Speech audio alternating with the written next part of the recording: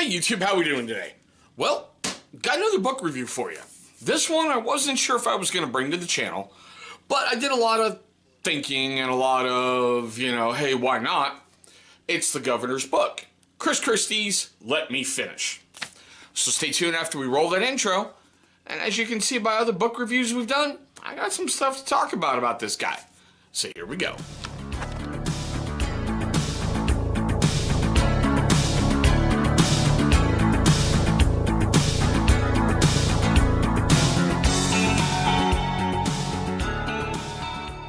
Alrighty guys, thank you so much for staying past that intro. Now, if you're a first-time viewer, I want to thank you so much from the bottom of my heart at the beginning of the video for finding this one and watching it. I know books about politics really aren't that sexy and really aren't that fun, but we're going to try to make the most out of this one. Now, for you first-time viewers and you long-time guys, look down the bottom somewhere. There's going to be a channel watermark popping up, okay? Hover over that, it's going to bring you right to subscribe. Just nail it early, and that way you ain't got to do it later. Alright, so as you guys know, I am a fan of bringing books to the channel. Especially political-inspired books about, let's just call it the clusterfuck that is the 2016 election. It is the election that just will not go away. Now, say whatever you will about Donald Trump. Either you're for him, you're against him. Don't leave it down in the comments. I don't need it. I don't care. It's your personal thing. But Trump has done incredible wonders for the frickin' book publishing industry. It seems like every other flippin' day, somebody is coming out with a bombshell book. And, oh my lord, I was this one and I was that one. And it automatically goes #1 on the bestseller list. Now, speaking of books, look up top. Okay, seriously, take a look up top. I'm going to leave a card to every single book review that I've done so far. You're going to find some very interesting political Trump-themed books in there. Both pro and anti-Trump. Now moving on. I grew up basically back on the East Coast. I made fun of Jersey forever and a day like everybody else did. New Jersey basically was a toxic dump. It was New York City's, little redheaded stepchild. That's where they sent all the crap. That's where they sent all the inmates. And I mean, on top of everything else, which just made me laugh, The Sopranos was filmed in Jersey. That made me giggle. I really didn't know much about Jersey politics at all, but I remember Christie. And I remember him because of Superstorm Sandy and the leadership he provided to the state and just how much of a ginormous, and that is not a crack on his weight, presence Governor Christie was when his state, all right, that should be no freaking just, camera had another dump. But as I was saying, Christie's ginormous presence in holding his state together in the aftermath while his state was disappearing. That always stood out to me. Kind of like Rudy Giuliani after 9/11. He was America's mayor, and he alone basically helped hold that city together. Now, the MSRP on his book is $28. I got it at my local Walmart for $20. And I guarantee you, if you look on Amazon, you're going to find it at a heck of a lot less. It's about, what we got here? I will say it, readable part before the epilogues and the prologues and everything else and the thank yous and all the credit crap. Where are you? Because I know I'll just say it's 398 pages. Okay? Oh no, wait a minute. Go a little bit more. I needed to include something. 404. Alright. And the thing that struck me the most out of all of this book is on page 404. Little red check mark, He finishes his book with, "Let Me Finish is not just the title of this book. It's my fervent hope for the tasks that lie ahead, for me and for us as a nation." Okay, I think that's, yes. It's friggin' awesome. We have so much more to do, and we've got so much longer to go. Let's just get this crap done. I honestly thought this whole book was going to be about Christie on the campaign trail.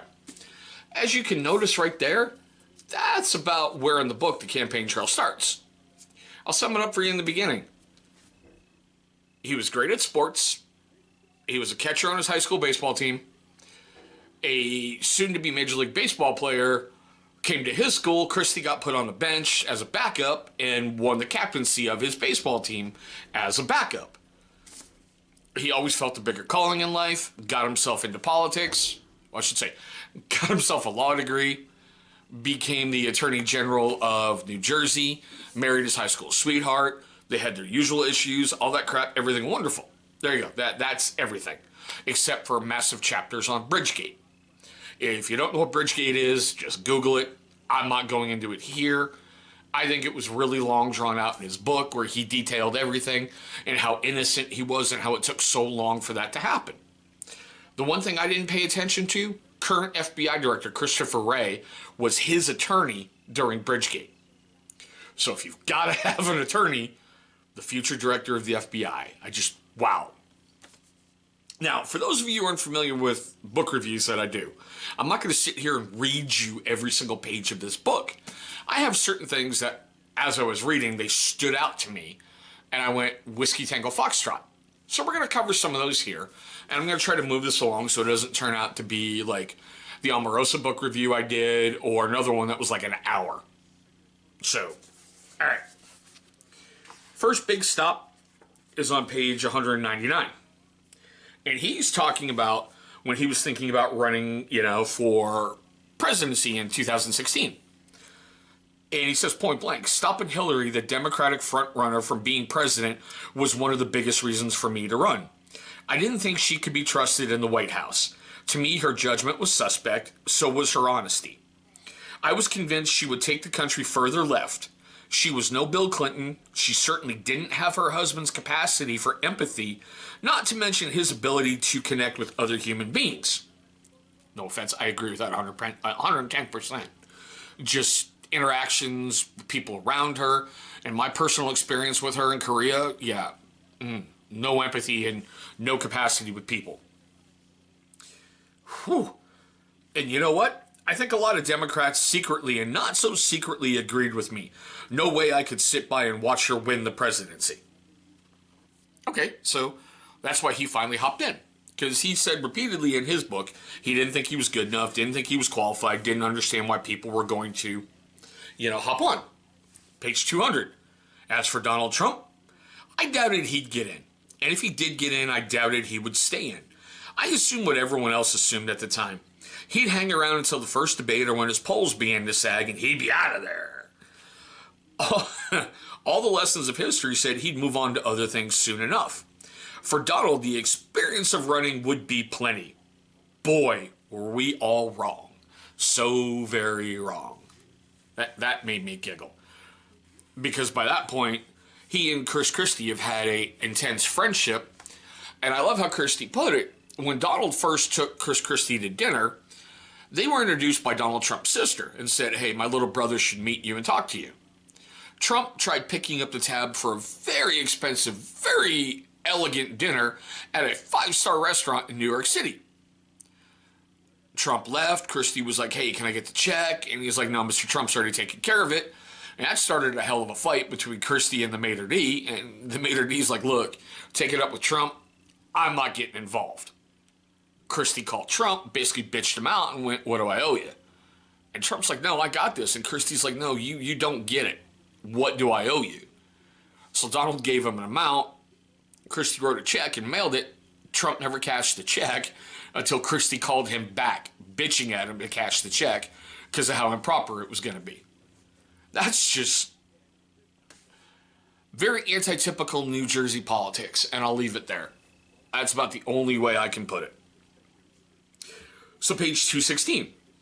Now he's talking about John Kasich, and when they were going back and forth about is Kasich going to run, is Kasich not going to run, Kasich wanted Christie to run to take the pressure off of...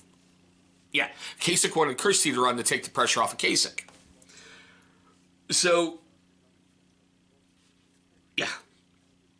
John Kasich called as I was pulling up to our campaign headquarters in Morristown to draft my dropout statement and commensurate with the staff.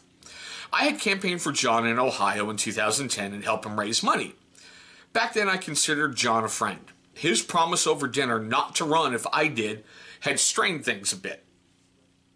Now, I get that. I do. But our post-New Hampshire phone call really sealed my view of him. He asked how I was doing, and I told him okay considering. You know what happened to you, don't you, Chris? No, John. What? God wanted you to play right field, and you insisted on playing shortstop. No matter how many times God told you to play right field, you insisted on shortstop. And the ball went through your legs. Right there, I understood why so many people in politics despise John Kasich.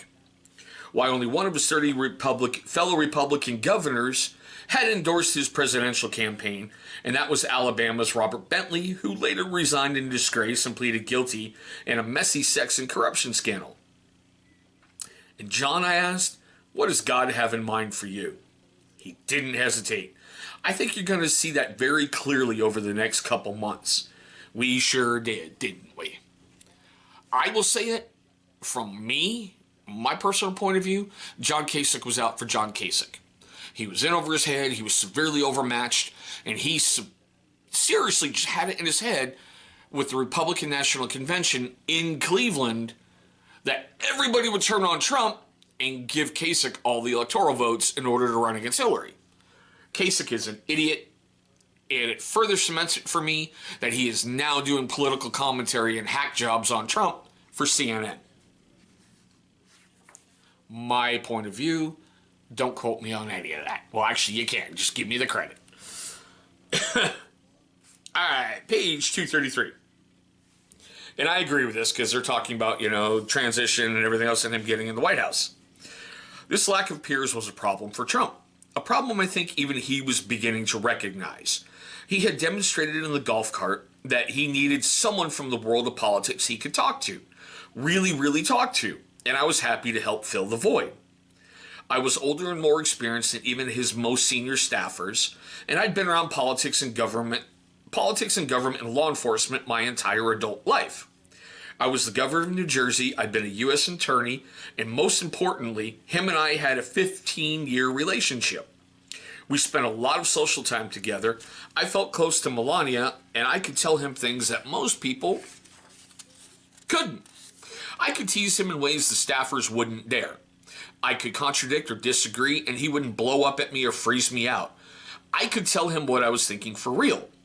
So as the campaign continued, being his peer was a key part of the role that I played.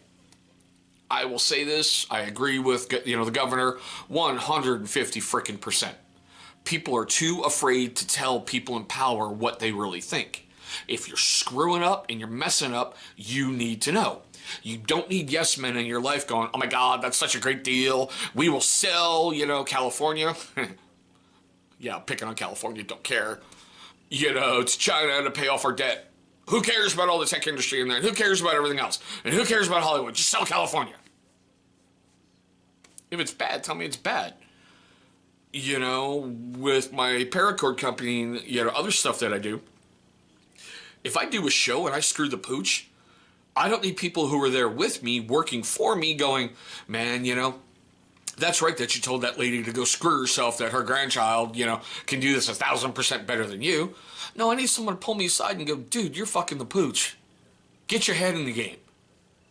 Because only through adversity can we grow. All right, page 236. And he's talking about Paul Manafort. It wasn't clear exactly what Manafort had been up to in recent years. A lot of international work is what I'd heard. I picked up rumblings of some shady business, but I assumed he explained it all to Donald. I obviously assumed way too much. I agree.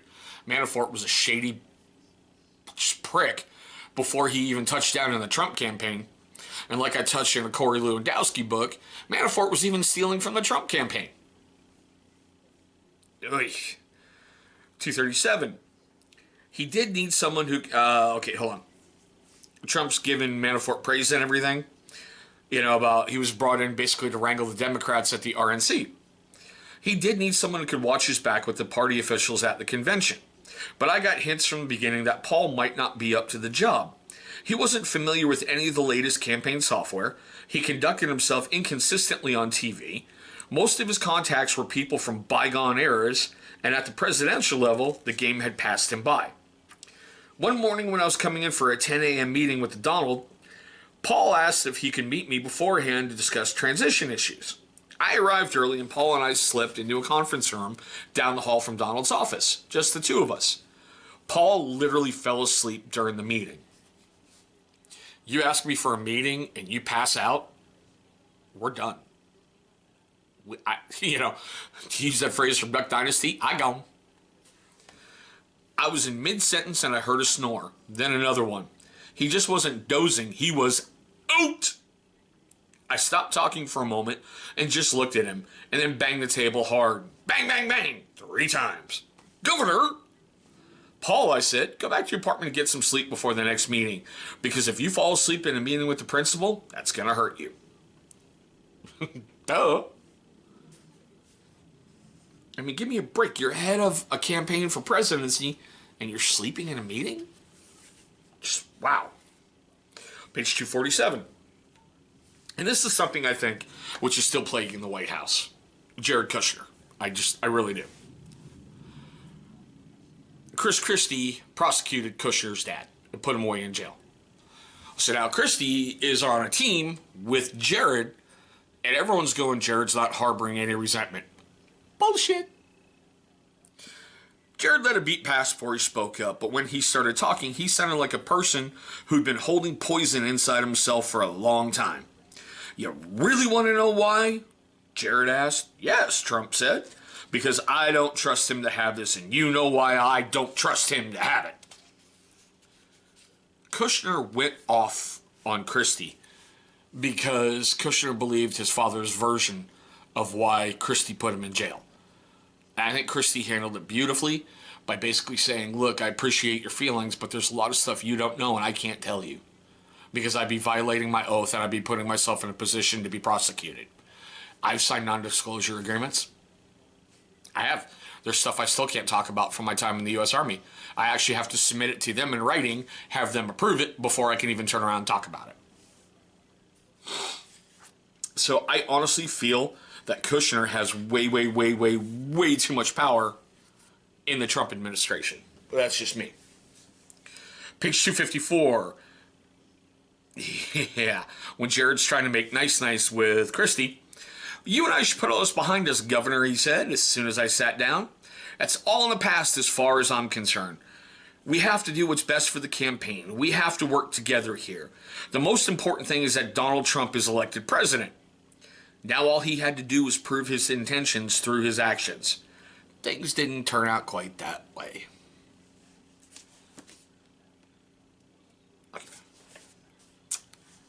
Yeah.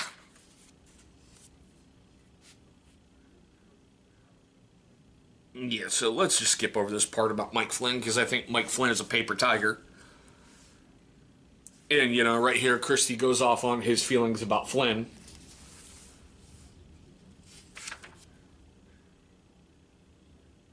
Yeah, okay. So, this is what I'm going to do. Essentially, I really love what Christie wrote, okay? And what he wrote, unfortunately, seems to back up some stuff I've seen on CNN. I get where you can have this enamored feeling about generals. I am former Army. I get it. You see a general and there's just this holy crap presence. I think he made a huge mistake with Flynn. I think he made a huge mistake with other people that he brought into his administration. I think the fact that some people were so enamored by themselves and the success that they claimed they had, Steve Bannon, you know, maybe if they'd done things a little different in the beginning and had a great transition thing in place, which if Christie's words are true, there was a whole bunch of stuff that was laid out, a whole bunch of people that were laid out for cabinet positions, and a whole bunch of plans and a whole bunch of day 1 agenda, day 100 agenda, day 200 agenda. This is what we want to do. This is how we got to go. This is what we need to roll out. That I think Trump's presidency could have been a little better. Okay? I get that Trump had all those years from The Apprentice, so he's very what looks good on TV. And one of Trump's favorite jokes is, you know, central casting. Look at him. He looks like he's from central casting. I don't care how good you look. If you don't have it up here, you're not an asset to the President of the United States. And, you know, that's about as simple as I can put it. If you're not serving this nation by serving the man who runs it, step aside so somebody else can get in there. You know? I don't agree with all the hirings and the firings and everything else that's gone on. I think it's a deep loss to this country that Mattis stepped aside. You know, what's funny is Christie doesn't talk about Mattis in here at all. I'm not saying Trump doesn't have his flaws, because obviously he does. You know, let's get real honest here. What person on this planet doesn't have flaws? I think Trump's lack of politics and everything else have really hurt him in the political game, because if you don't know where your enemies are going to come at you, they'll shred you. I think he really should have truly given Christie a better position in his administration, other than you're the head of the transition and then Kushner pushed him out the front door. But that's just me, okay? A lot of what Christie writes in this book just backs it all up. Just things from, well, communication during, you know, the inauguration wasn't perfect. Christie was supposed to be sitting on the stage, you know, off on Trump's right-hand side. And I'm going to have to go back and look at this, because I really didn't notice 2 empty seats during that day. That was for Chris Christie and his wife, Mary Pat. During one of the inauguration balls, Christie was kind of off on the area, and Rudy Giuliani's like, what the hell? You're supposed to be up here. And he's like, well, I never got any notification of this. And Rudy turns on 2 placards, and there's Chris Christie and Mary Pat. I get Republicans back in power and people are so enamored and all that wonderful stuff. And Christie writes an incredible story about his time with the team, his time with the transition, and what he saw. But it just seems to be too many mistakes on top of too many mistakes on top of too many mistakes. And that's just how I look at it, how I look at his book.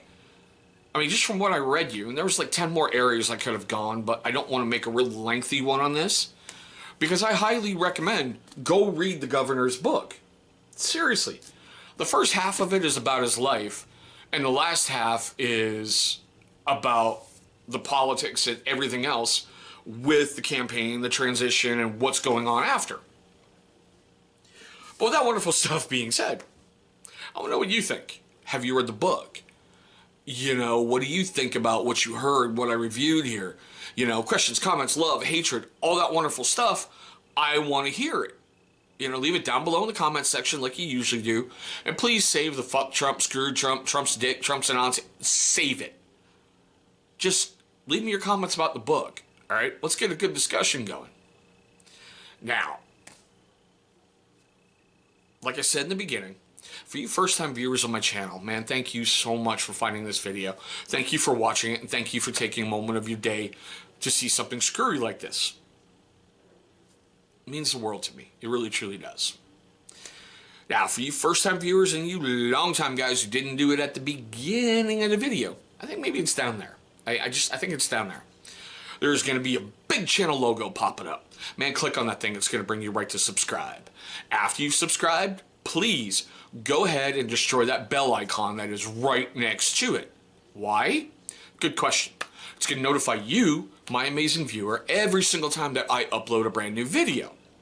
Now, speaking of videos, 2 are going to pop up on that side of the screen.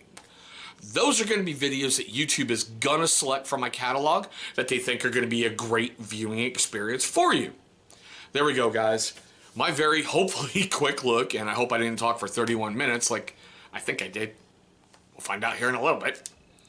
My look at Let Me Finish by Governor Chris Christie. Thanks for watching, guys, and I hope you have a great day today.